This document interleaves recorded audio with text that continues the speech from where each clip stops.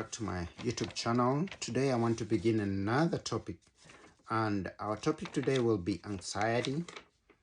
And in a few weeks to come, we'll be going through this topic so that we may understand when somebody talks about anxiety or somebody says, I am anxious, then what does that person mean in real sense? When we talk about the word anxiety, we have some words that are related to the word anxiety. And some of these words include the word fear, the word worry or being worried, the word uneasiness, or phobia, or being afraid. Those are words that are very related to the word anxiety, and many people even confuse it with the word anxiety. So when somebody says, I'm fearful, so others think, okay, this person is anxious. But they are different words. And today we'll try to define these words so that to lead us to the understanding of the word anxiety.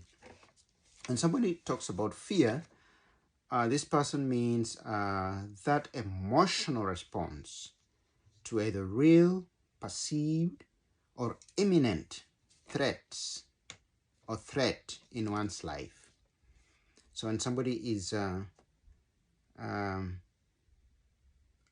fearful, then it's his response to a certain situation in his or her life that threatens his or her life. And usually two things happens when somebody is fearful. One is this person will fight back the threat, or this person will take a flight, will run from that situation. If somebody is pressed in a corner or pushed in a corner, then the natural instinct will be this person will try to fight back whatever is threatening him or her. Or if somebody meets a dog, or meets a lion, or meets a tiger, the natural instinct will be to run away from that threat. The second word is phobia. And when you talk about phobia, this is becoming afraid or being afraid of certain things in life. We have people who have phobia of snakes. They cannot even watch a snake in television and sleep at night because they will be up the whole night and they'll dream about that. They'll scream at night because they saw a snake. Or spiders. Others don't have phobia of spiders or dogs or whatever insects or birds. So that is the meaning of phobia, being afraid of a certain thing. And then worry is when somebody is not settled, somebody is at ease, somebody doesn't have peace, thinking through about certain things, and it cannot settle down even to focus on something, then that is worry. And being afraid is closer to fear. There are things that you cannot accommodate. They become a hindrance, makes somebody not able to face that situation. They become afraid of that situation. Then, what is the meaning of anxiety? I want to begin by saying that when we talk about anxiety, it doesn't mean that all anxieties in our lives are bad or evil. Because from the definition of that anxiety, which means the common reaction to common events in our lives, that is how we react to the situations that happen in our lives. And many times these situations are far from us. They are coming. They're not here yet. Because to differentiate between fear and anxiety is that fear many times is the imminent threats, things that we see now. But with anxiety, sometimes these things are not here with us, but they are coming. They are future threats that come into our minds. For example, reacting to common events in our lives. For example, for students, they have exams. So if I have an exam next week or in a month's time, then I become anxious because it is a subject that I don't understand well, and therefore I become anxious. I think about that. I get worried about that. That becomes like a threat into my life, and then that becomes makes us anxious. It becomes an anxiety in our lives. Or some people are not able to stand and speak in public, so when they are called upon to give a lecture or to talk about an issue or to present something in a crowd, they feel anxious. They feel not able to stand and present because they're not used to do that in public. Or sports. A sports person, when you get into the field to start playing or you have a game next week, so they get anxious about the game. Will we win? Will we lose? How will I play? Am I ready to do that? So they become anxious. Or traveling. Others don't like using vehicles or using airplanes, whatever means of transport. Others, when they know that I'm traveling to this country next week and I'll use a plane, so they become anxious because of that. Or going to a new place, a new school, meeting new people. So all those are common events that happen in our lives, and therefore our reaction to those events are what is known as anxiety. How we react to those events, how we take ourselves into those events. But these events will become a problem if our worry, if our anxiousness overwhelms us, if these things affect our life. So an exam is coming and I'm afraid, I'm anxious of that exam, and then that anxiousness makes us not to perform well in that paper, makes us to shake and to sweat and not to be able even to do that paper, then that becomes a wrong kind of anxiety. They affect our performance, affect our focus, affect or causes us sleepless nights to think about it. We are not still, we are not settled, we cannot concentrate. Then that becomes a wrong, negative anxiety into our lives. Or maybe if it's sports, because of anxiety, you get into the field, you're not ready to, you're not able to play, you're not able to concentrate in the team, you cannot play as a team because you're anxious, and therefore you affect your team to perform well. Then that becomes a negative, a kind of anxiety. Or maybe speaking in public. If that anxiety makes you not to speak in public, not to present whatever you are presenting. If it's a teacher, not to be able to teach the class, you know, to be able to present a paper that you were supposed to prevent, then that becomes a negative kind of anxiety. So if whatever happens in our lives, those threats cause us not to perform, then that turns to be a negative anxiety, and then that becomes or turns up to be a problem into our lives. Therefore, when we talk about anxiety, then know that there are two ways. If anxiety can either be positive because it can help us to be more diligent and more to concentrate more on the things that we're supposed to do, help us to even perform better.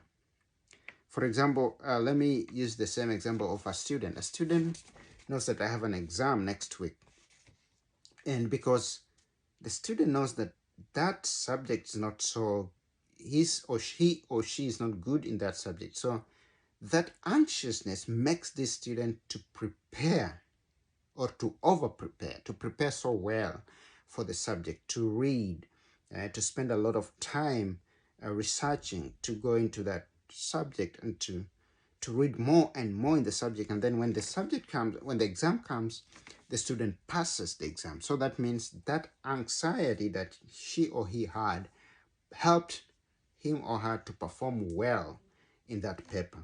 Or if it's public speaking, so because this person is anxious to stand before people, so what he or she does is she writes a good speech and then practices, reads through the speech, familiarize him or herself with his or her speech, tries even to practice and to remember and to think about the things that she's going to talk about. And therefore, when time of presenting comes, this person presents that paper so well. So that means that anxiety boosted this person, helped this person to perform so well in the area that she or he thought that she will not be able to do that. Or if this person is going to a new school and she's anxious about the school, so this person might take time to research about the school, to read about it, to familiarize him or herself with the school through going to looking for the school in Google and everywhere to make sure that she understands and she knows much, she gets more information about that school, so that whenever she goes there or he goes there, then he has an idea of a place that he's going in, and that helps this person to settle more easily in this school.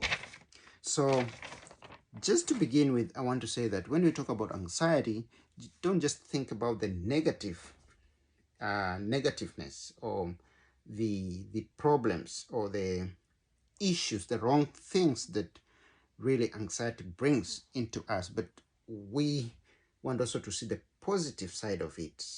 If we have enough anxiety, then if that anxiety doesn't overwhelm us, then that becomes a plus in our lives. It helps us to move forward. It helps us to work, to perform well. It makes us to be productive in the areas that we are in.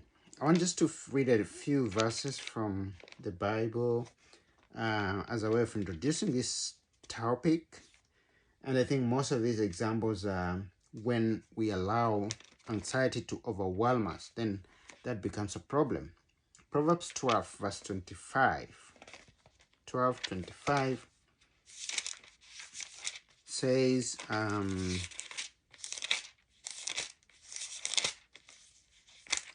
Proverbs 12:25 says, anxiety weighs down the heart, but a kind word cheers it up. So when anxiety overwhelms us, the writer of this proverb says, it weighs us out. It weighs out our heart. It overpowers us. It brings us down. It says it weighs down our heart. It becomes heavy on us and will not be able to do anything once we've been overwhelmed by anxiety. Another example is Luke 21, verse 34. Luke 21, chapter 21, verse 34. 21:34 says, be careful, or your hearts will be weighed down with carousing, drunkenness, and the anxieties of life, and that day will close on you suddenly like a trap. So if we allow anxiety to overcome us, it will overwhelm us and it will bring us down. I think it's just like an emphasis of what we already saw in Proverbs, that once we leave those worries, those thoughts, the fear, all those things to overwhelm us, to overcome us, to be more heavy on us, then we'll be weighed down, we'll be pulled down. And then the last part that I want us to look at is Philippians 4:6. I think that's a common verse. Philippians Philippians chapter 4 verse 6. Philippians 4:6. Philippians chapter 4 verse 6. It says, do not be anxious about anything, but in every situation, by prayer and petition and thanksgiving, present your requests to God. So that we should not be anxious to the extent of not knowing ourselves, to the extent of fearing and shaking and not able even to think straight, that once we are anxious to that extent, then we are weighed down. We'll not even think straight, we'll not be able to make good decisions, we'll not be able to focus, we'll not be able to perform well in whatever we do, and that becomes a problem in us. So I want just to stop there today, but emphasize that when you talk about anxiety, all of us get anxious. We are all of us experience anxiety in our lives in one way or another. But the thing that matters is, how do we deal with this anxiety? Do we leave it to overwhelm us, to overcome us? Do we allow it to weigh us down? Do we allow it to control us, to hinder us from focusing, from concentrating, from even sleeping at night, from even performing at school, from even performing well in sports, from even performing well in our talents, in our strong areas? If the anxiety overpowers us and we allow it to overcome us, then it becomes a problem, and therefore it will make us not to perform well. We have good people who have very many talents. They are talented, but once anxiety overpowers them, they're not able to perform. They're not able to utilize whatever they have. They cannot. They'll not be able to really come out with the strengths that they have. And therefore, as we continue, we'll go deeper now, look at different kinds of anxieties in our lives, and at the end of that, maybe think of how do we overcome that. Once we are overpowered by anxiety, then how will we be able to overcome this anxiety from our lives? Thank you so much for watching this video. This is just the beginning, and I believe we'll get time to go deep and look at many areas of anxiety and see how, as human beings, how are we able to overcome these situations when they come into our lives, when we are overpowered by the anxiety. How do we overcome that? How do we come out of the situation? Thank you so much for watching. See you in the next one. Bye-bye.